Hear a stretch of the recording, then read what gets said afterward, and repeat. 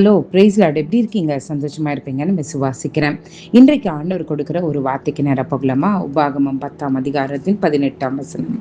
அவர் திக்கற்ற பிள்ளைகளுக்கும் விதவைக்கும் நியாயம் செய்கிறவரும் அந்நியன் மேல் அன்பு வைத்து அவனுக்கு அன்னவஸ்திரம் கொடுக்கிறவருமாயிருக்கிறார். நம்மளுடைய தேவன் எப்படிப்பட்ட தேவன் என்பதை இந்த வசனம் சொல்கிறது. அவர் திக்கற்ற பிள்ளைகளுக்கும் விதவைக்கும் நியாயம் செய்கிறவர், அந்நியன் மேல் அன்பு வைக்கிறவர், உடுக்க உடையில்லாதவர்களுக்கு அன்னவஸ்திரம் கொடுக்கிறவர் என்று எழுதப்பட்டிருக்கிறது.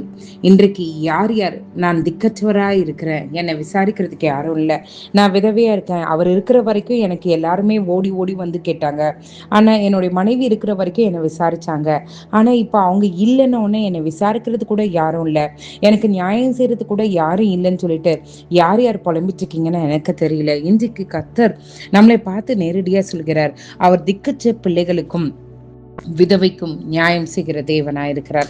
அவர் நிச்சயமாகவே உங்களுடைய காரியத்துல எந்த காரியத்துல நியாயம் வேண்டும் என்று நீங்கள் அழுது கொண்டிருந்தீங்களோ எனக்கு தெரியாது. இன்றைக்கு ஆண்டவர் சொல்கிறார், அந்த காரியத்துல நியாயத்தை செய்ய அவர் வல்லவராயிருக்கிறார்.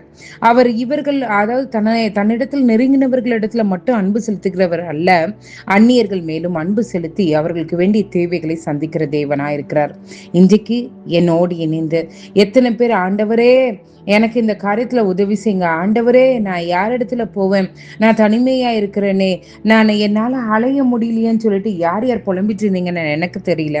இன்றைக்கு கர்த்தர் சொல்கிறார், அவர் திக்கற்ற பிள்ளைகளுக்கும் விதவைக்கும் அந்நியன் மேலும் அன்பு வைத்து அவர்களுக்கு நியாயம் விசாரித்து அவர்களுக்கு வேண்டிய தேவைகளை சந்திக்கிற தேவனாயிருக்கிறார். அந்த நல்ல தேவனை நோக்கி நம்ம பார்க்கலாம். நிச்சயமாகவே உங்களுடைய ஜபங்களுக்கு அவர் நிச்சயமாகவே பதிலை கொடுக்க அவர் வல்லவராயிருக்கிறார். ஜெபம் பண்ணலாமா? எங்களை நேசிக்கிற நல்ல பரமபிதாவே, அப்பா எத்தனோ பேருக்கு சாக்கியத்தை நீர் எங்களுக்கு தந்திரே, உமக்கு நன்றி. ஆண்டவரே, எங்களை யார் விசாரிப்பாங்கன்னு நாங்கள் நினைச்சோம் ஆண்டவரே, எங்களுக்கு நியாயம் செய்வாங்கன்னு நாங்கள் நினைச்சோம் ஆண்டவரே. ஆனால் நீங்கள் எவ்வளோ அழகாக எங்களையும் நினைச்சி ஆண்டவரே உங்களுடைய வேதத்தில் எழுதியிருக்கீங்க ஆண்டவரே. திக்கற்றவர்களுக்கும் விதவைக்கும் நியாயம் செய்கிறவர் நீர், அந்நியன் மேலே அன்பு செலுத்துகிறவர் நீர், அது மட்டுமல்ல அவர்களுக்கு வேண்டிய தேவைகளை சந்திக்கிறவர் நீர் என்று நாங்கள் அறிந்து கொண்டோம் ஆண்டவரே.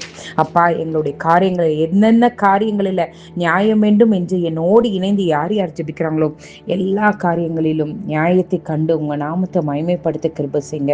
தேற்றுகிற தேவன் ஒருவர் உண்டு, அன்பு செலுத்த ஒரு தேவன் உண்டு, தேவைகளை சந்திக்கிற ஒரு தேவன் உண்டு என்கிற மன உறுதியோடு ஆண்டவரே தன்னுடைய படுக்கையை நோக்கி செல்ல கிருபை செய்யுங்க.